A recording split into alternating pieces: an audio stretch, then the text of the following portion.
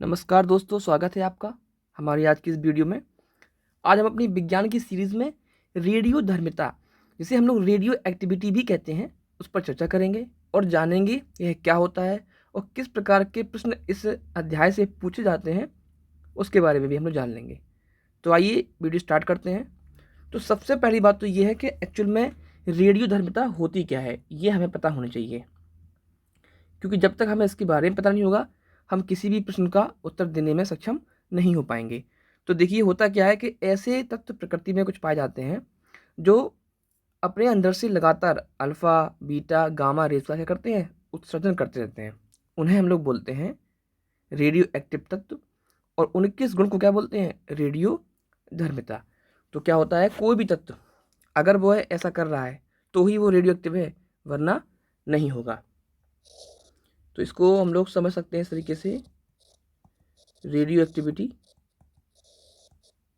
ठीक है, क्या प्रकृति में पाए जाने वाले तत्व, जब तत्व क्या करता है अपने अंदर से, यानी कि अपने नाभिक से, ठीक है, कहाँ से होगा, अपने नाभिक से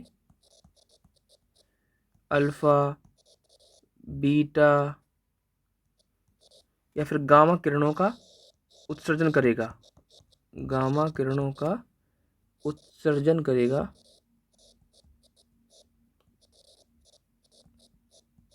ठीक है।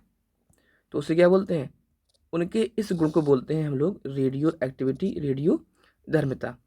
और वह तत्व का कहलाएगा, उन तत्व को हम लोग बोलते हैं रेडियो एक्टिव या रेडियो धर्मी तत्व बोलते हैं, ठीक है। तो उसको हम लोग रेडियो एक्टिव तत्व या रेडियो धर्मी तत्व या रेडियो सक्रिय तत्व बोलते हैं। इसको कभी कभी एग्जाम में रेडियो सक्रियता के नाम से भी जाना गया है, ठीक है दोस्त। तो आपको ये समझ में आ गया होगा। अब देखते हैं कि एक नंबर क्वेश्चन आता है कि इसकी खोज किसने की थी, रेडियो एक्टिविटी की खोज किसने की थी। इसकी जो खोज है वो खोज करने वाले वैज्ञानिक हैं हेनरी बेकरेल, ठीक है। क्या नाम है उनका, हेनरी बेकरेल। ये यहाँ से एक नंबर में पूछते हैं कि खोज किसने की थी इसकी, हेनरी बेकरेल ने की थी। अगर वो पूछेंगे कि रेडियो एक्टिव तत्व किस प्रकार की किरणों का करते हैं उत्सर्जन, तो आप टिक करेंगे अल्फा बीटा और गामा पर। या वो पूछ देंगे, कभी कभी होता क्या है कि वो लिख के दे देंगे डेफिनेशन कि प्रकृति में पाए जाने वाले ऐसे तत्व जो स्वतः विघटित होकर के कुछ अदृश्य किरणों का उत्सर्जन करते हैं, उन्हें क्या कहते हैं, तो आप टिक करेंगे उन्हें रेडियो एक्टिव या रेडियोधर्मी तत्व बोलते हैं, ठीक है। या पूछ सकते हैं कि रेडियो एक्टिव तत्वों में से किस प्रकार की किरणें बाहर निकलती हैं, तो वो अल्फा बीटा गामा है, या किसने खोज की थी। तो प्रश्न किसी भी प्रकार से पूछ सकते हैं, अब बस आपको कॉन्सेप्ट तैयार होना चाहिए। अब जो सबसे बड़ी बात यह है कि आखिरकार ये ऐसा करते क्यों हैं। तो ये करते क्यों हैं मैं बता दूंगा आपको। परमाणु क्रमांक 82, परमाणु क्रमांक 82 यानी कि 82 से ऊपर के, ऊपर जितने भी तत्व हैं वह सब कैसे हैं, आपके रेडियोधर्मी तत्व हैं। इन्हें हम लोग रेडियो सक्रिय भी बोल सकते हैं, ठीक है। वह सबकी सब रेडियोधर्मी तत्व हैं। और कैसे हैं ये, अस्थायी हैं, अनस्टेबल है ये। ऐसा करते क्या है, यह अपने अंदर से अल्फा बीटा गामा रेज को एमिट करके अपना परमाणु क्रमांक 82 करना चाहते हैं, यानी कि वो लेड के बराबर आ जाना चाहते हैं, ताकि क्या हो जाए, वो स्थिर हो जाए। जैसे कि कोई तत्व है, मान के चलो एक्स है, ये हमारा क्या है, एक रेडियो एक्टिव एलिमेंट है। कैसा है ये, रेडियो एक्टिव एलिमेंट है। और ये अपने अंदर से करेगा क्या, अल्फा या बीटा या फिर गामा, इन रेज को करेगा एक्सक्रीट, इनकी एमिट करेगा, और फाइनली यह 82 पीबी लेड में हो जाएगा परिवर्तित। अब आप सोच रहे होगे यार ये कैसे हो जाएगा, तो मैं आपको यहाँ पे आपका कॉन्सेप्ट जो है क्लियर कर दूँ, ऐसा कैसे होता है। ऐसा होने के पीछे एक्चुअल फ्रेंड्स एक कारण भी है। होता क्या है कि जब भी कोई रेडियो एक्टिव तत्व है वह अपने अंदर से अल्फा बीटा गामा रे निकालता है, तो होगा क्या कि अगर वो एक अल्फा पार्टिकल को एमिट करेगा तो उसके परमाणु भार में 4 की कमी हो जाएगी। कितने की? परमाणु भार में 4 की कमी देखने को मिलती है, जबकि उसके परमाणु भार में 4 कमी, जबकि उसके परमाणु क्रमांक में, उसके परमाणु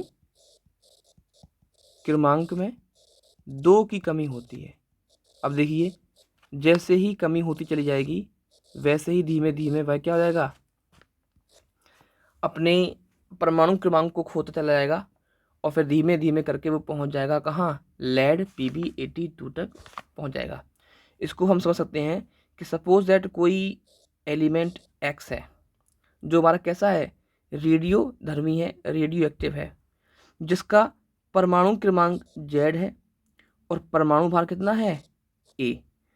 तो जब इसमें से अल्फा बीटा गामा रेज निकलना शुरू होंगी तो होता क्या है कि इसके परमाणु भार में 4 की कमी हो जाएगी और परमाणु क्रमांक में 2 की कमी हो जाएगी। ध्यान रखना, किसी भी एलिमेंट के ऊपर का जो होता है ना नंबर, उसे बोलते हैं क्या हम लोग? परमाणु भार, मास नंबर बोलते हैं। ठीक है, परमाणु भार या है इंग्लिश में मास नंबर।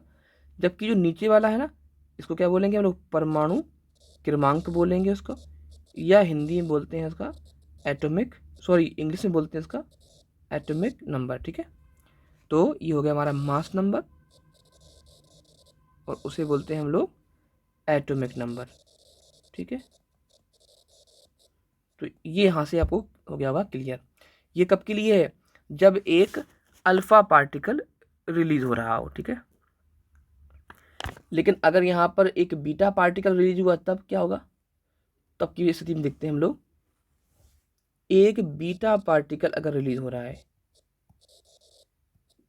ठीक है, एक बीटा कण या बीटा किरण, ठीक है, जब ये रिलीज होगा तो होता क्या है कि इसके परमाणु भार में कोई परिवर्तन नहीं होता। परमाणु भार में कोई परिवर्तन नहीं होता है, जबकि इसका जो परमाणु क्रमांक है उसमें 1 की वृद्धि हो जाती है। परमाणु भार में कोई परिवर्तन नहीं होता है।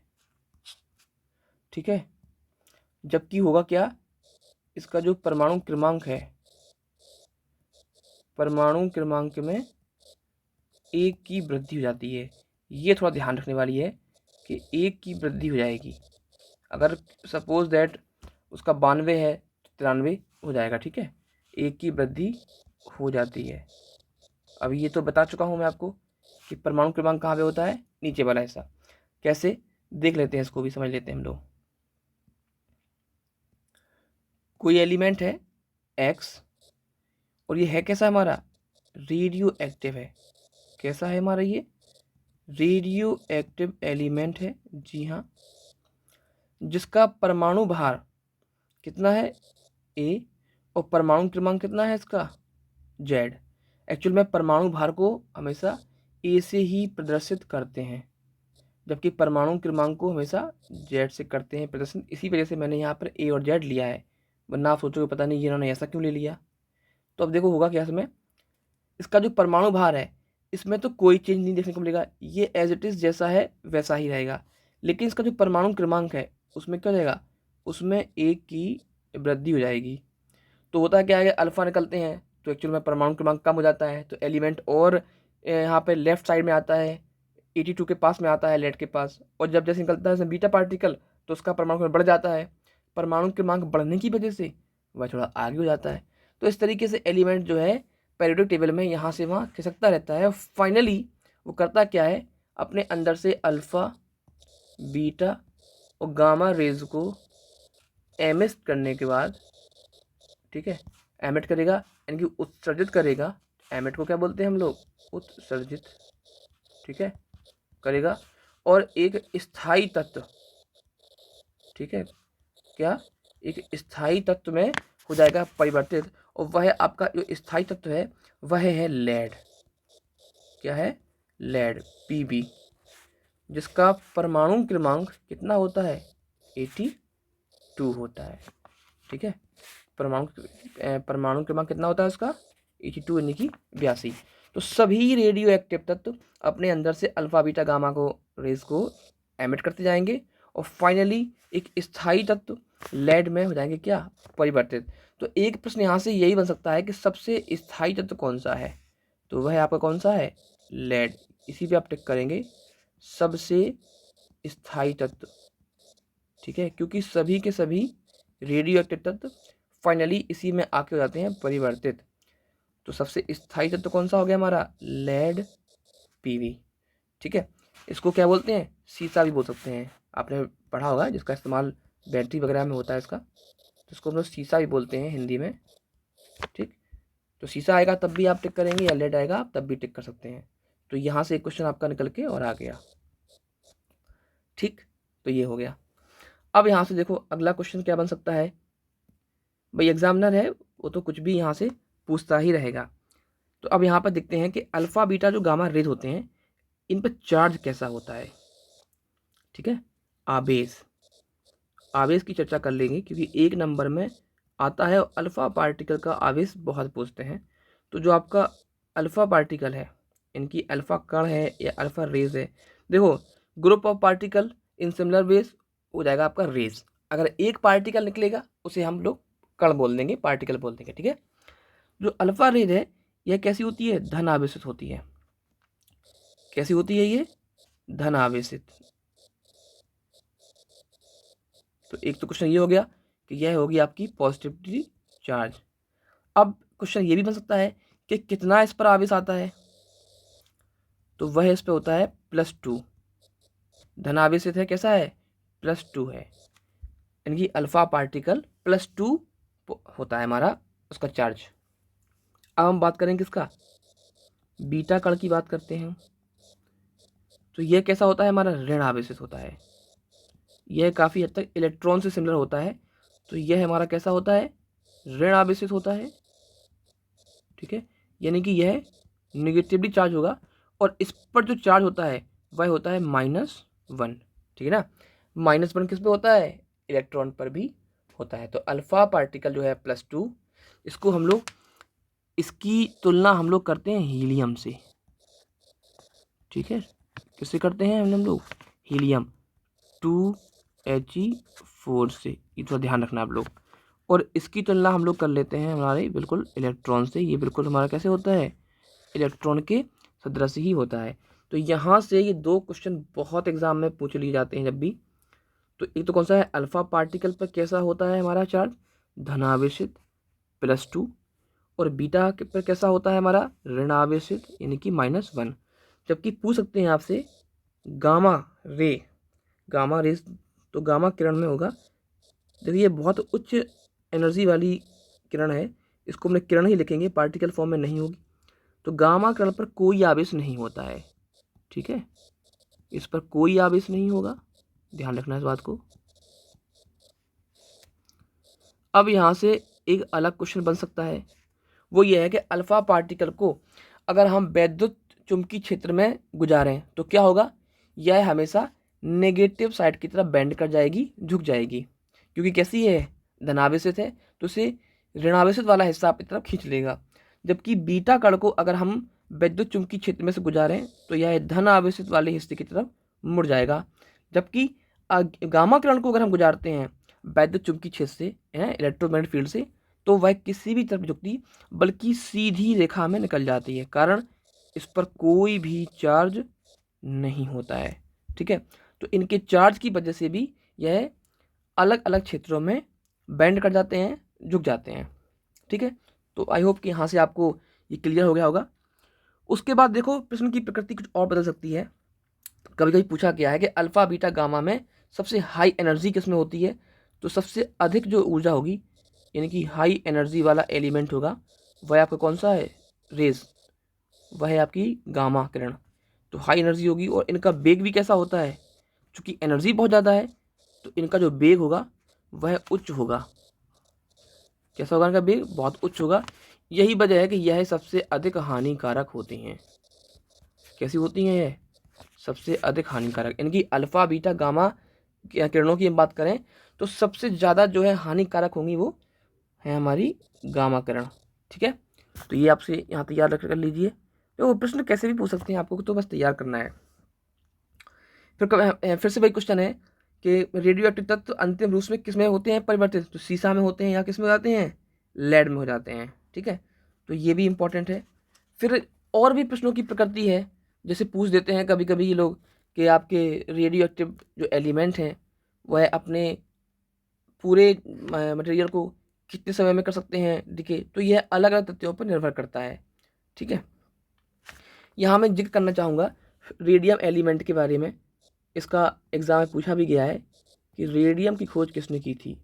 रेडियम एक कैसा है, रेडियो एक्टिव एलिमेंट है जो कि रात में क्या होता है, चमकता है। आपने देखा होगा आजकल तो गाड़ियों में नंबर प्लेट भी रेडियम की इस्तेमाल हो रही है।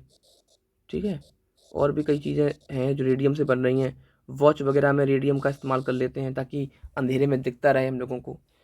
तो रेडियम जो है कैसा होता है, रात में चमकता है, और ये रेडियो तत्व है। इसकी खोज मैडम क्यूरी और उनके पति, उनके जो पति हैं उनका नाम क्या है, पियरे क्यूरी, इन दोनों लोगों ने की थी। इन लोगों ने इसी पर बहुत लंबा अध्ययन किया और फाइनली ये दोनों लोग इसी एलिमेंट की खोज करते करते कैंसर नामक बीमारी से मारे भी गए थे। ठीक है, इनकी मृत्यु हो गई थी। कारण यह कैसा है, एक रेडियो एक्टिव एलिमेंट है। कैसा है ये, रेडियो एक्टिव एलिमेंट है, इनकी रेडियो एक्टिव तत्व है जो अपने अंदर से 3 प्रकार की किरणों को बाहर निकाल रहा है, अल्फ़ा, बीटा और गामा। जिसमें गामा कैसी है, सबसे अधिक हानिकारक है और कैंसर का कारण भी यही है। ठीक है, कैंसर का प्रमुख जो कारण है वह कौन है, गामा रेज है, क्योंकि यह कैसी होती हैं, उच्च ऊर्जा वाली होती हैं। तो हाई एनर्जी की वजह से यह हमारी बॉडी में आकर के हमारी कोशिकाओं में अनियंत्रित कोशिका विभाजन को जन्म दे देती हैं, जिसकी वजह से क्या हो जाता है, कैंसर हो जाता है। ठीक, तो ऐसे और भी तत्व हैं जो कि लगातार अपने अंदर से अल्फा बीटा गामा रेज को एक्सक्रीट करते रहते हैं। अपने पूरे मात्रा का जब वो आधा हो जाते हैं तो उसे क्या बोलते हैं हम लोग, अर्ध आयु। तो अलग अलग तत्वों की अर्ध आयु भी अलग अलग होती है। एग्जाम में अर्ध आयु नहीं पूछते हैं, जो पूछते हैं वो मैंने आपको यहाँ पर बता दिया। आज की वीडियो में इतना ही। वीडियो अच्छा लगा हो तो उसे लाइक करें। अब हम अगले वीडियो में इस टॉपिक से रिलेटेड जो क्वेश्चंस होते हैं उनकी हम प्रैक्टिस करेंगे और वहाँ पर मैं कई क्वेश्चन लेकर के आऊँगा। तो बने रहिए हमारे साथ। Thank you.